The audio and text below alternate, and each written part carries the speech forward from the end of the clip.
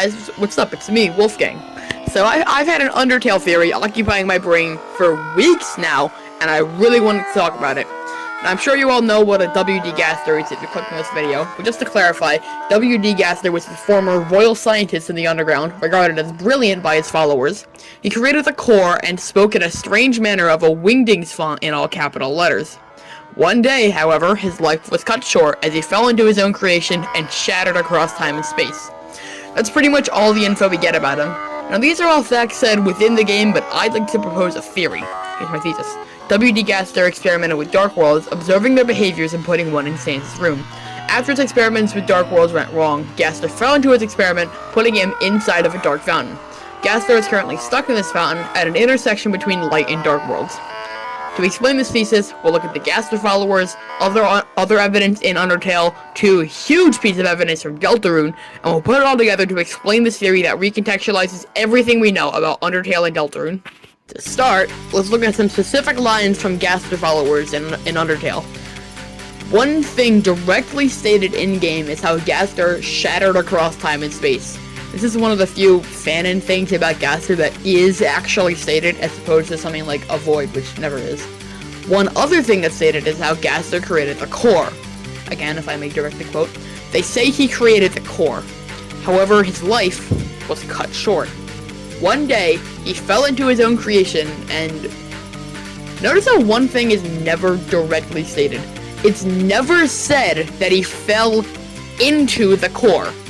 Now, while it may be implied, this is the only Gaster follower that mentions the core. I don't trust an implied statement by one cryptic entity. Besides, the Gaster followers have proven themselves untrustworthy narrators. One of them says Gaster vanished without a trace, and then says he's holding a piece of him right here. Now, let me spell it out for you. How did Gaster vanish without a trace if you're holding a trace of him? I have one more thing to say about the Gaster followers that is equally important now as it will be later. One of the Gaster followers says, quote, one day his experiments went wrong, and that's particularly interesting. You know why? Because if the core had a malfunction, how is it still around? Yeah, think about that. If something went wrong with the core, then it can't still be around today. You might be thinking, well, what about Alphys? Well, do you remember being inside the core? All the parts were rearranged, which scared Alphys. However, more importantly, when the lights were turned off, Alphys didn't know how to turn them back on. If Alphys didn't know how to turn the lights on inside the core, how would she fix a major malfunction in it? So, based on all the evidence here, I find it almost impossible to believe that Gaster fell into the core.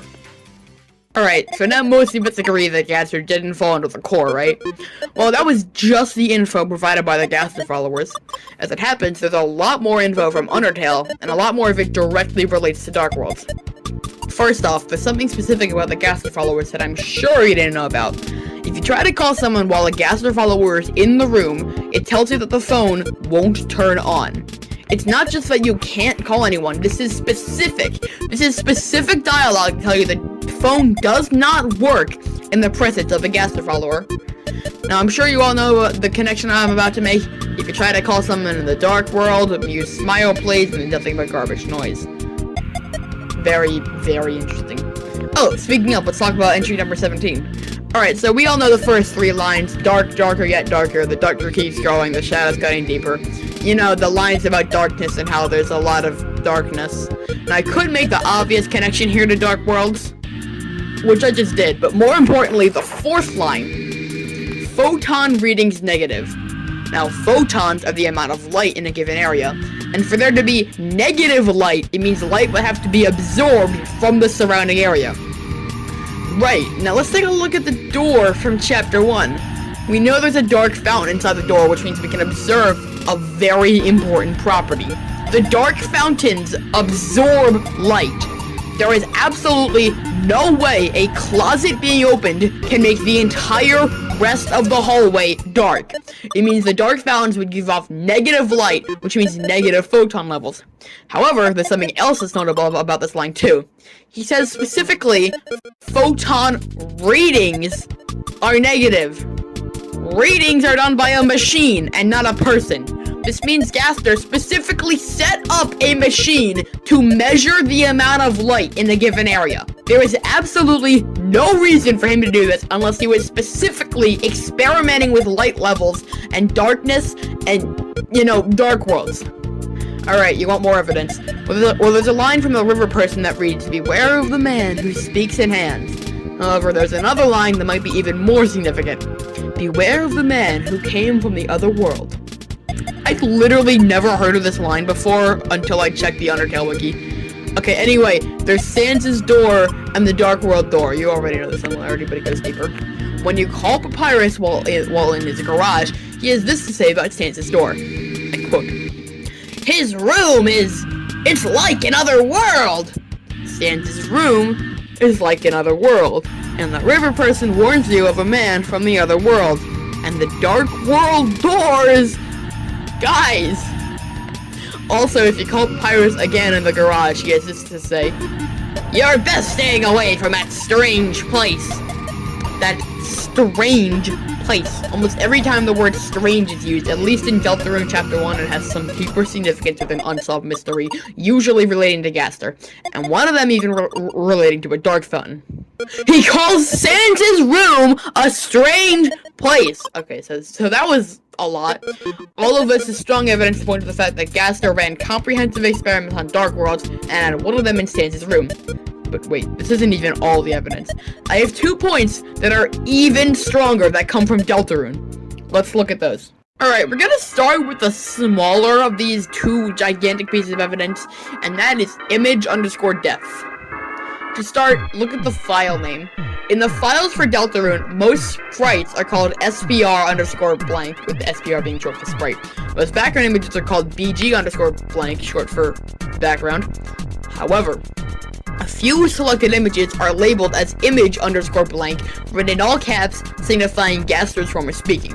Examples of this include image_logo, which is the Deltarune logo, image_dog, which is the Toby Fox dog on its side, and one you might have heard of, image_friend, the image name for the creepy smile guy we see in the basement of Queen's Mansion. Now, one of these images especially stands out to me.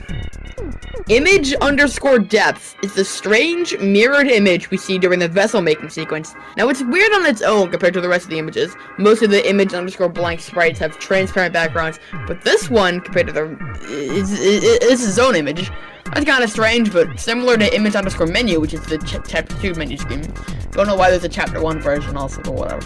Now there's something much more important about image_depth.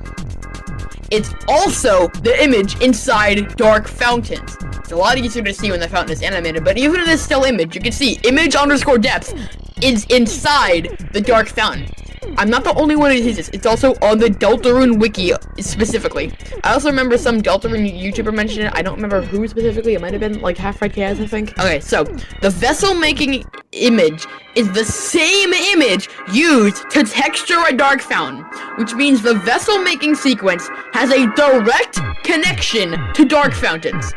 Now, if we can all mutually agree the first narrator of the vessel making sequence is Gaster, because it's gotta be, then this means Gaster has an in-game connection to dark fountains. Oh wait, but there's an even stronger piece of evidence. This one requires less explanation. So back in 2015, Deltarune.com existed despite Deltarune not existing. Some of you might know about him.png, the image on the Deltarune website from before Deltarune existed. It read, "3 heroes appear at World's Edge," a paraphrase from the prophecy written in Wingdings. Alright, cool, this one's more important. Back in 2015, him.png was a different image. Back in 2015, him.png, you're not even ready for this. Okay. Back in 2015, him.png read, "This next experiment seems very, very interesting in Wingdings." Not only does this reconfirm the fact that Gaster is in Deltarune, it confirms that entry number 17 is related to Deltarune. This is confirmation from Deltarune's official website that entry number 17 is related to Deltarune. Okay, look, I know, I get it. Despite all the evidence, you just can't believe they'd foreshadowed Deltarune with WD Gaster. But look, the idea for Deltarune was started in 2012, which was before Undertale. I know it's a small point, but there are bigger points. Before playing Deltarune, it suggests you check out Undertale. This means the game is asking you to have some sort of a familiarity with Undertale before you play it. This obviously makes sense with things like the Undertale characters in Light World, and Toby Fox even explicitly said he wanted people to think that Deltarune was just Undertale again. However, I think this runs a little deeper. I think Toby Fox wants people to be at least moderately familiar with the game's mysteries. It's very obvious Toby Fox realizes people data mine Undertale with stuff like abc.123.ogg, and with the don't rip sprites message getting replaced with a silly line about Beppis. So I fully believe Toby Fox knows the vast majority of Undertale fans know about surface level mysteries such as Gaster and his followers, and him recommending you play Undertale was not only a way to see if you like Deltarune, not only a way to add context to events in later chapters, but was an indirect way to ask you to familiar yourself with the mysteries of the game. Besides, I can genuinely see Toby Fox putting subtle foreshadowing into a character who's never been directly stated in-game. I can see Toby Fox doing something like this. Besides, if you put foreshadowing to something that doesn't exist yet, and you let it linger in the community for over 3 years, it might cause people to jump to conclusions about what Gaster's creation really was. If you guys watched this whole video, I just want to give you a huge thanks. This has been one of the biggest videos I ever made, with researching, scripting, editing, recording. It's consumed my every waking thought, and that's barely an exaggeration. I have a couple shoutouts, my biggest one going to mollystars. Episode 1 on our huge series on Deltarune theories is actually what made me do this theory, so shout out to them. Also, like, if you haven't started watching a series on the device theory, go do that. It's awesome, and it's linked in the description. Next, I'd like to shout out my friends who listen to my crazed, sleep-deprived, and just insane ramblings I had at literally 3 AM. One friend has a slightly popular YouTube channel, PuppyGaming422. It's also in the description. Check it out if you like content that isn't good. Also, the name is entirely irrelevant, by the way. I'd also like to shout out my 8th grade English teacher, Miss Aristone, for making me a significantly better writer, and also for being awesome. Anyway, I really hope this video was able to convince at least one person of this theory, and I'm going to bed now, because I haven't done that in weeks. Okay, bye.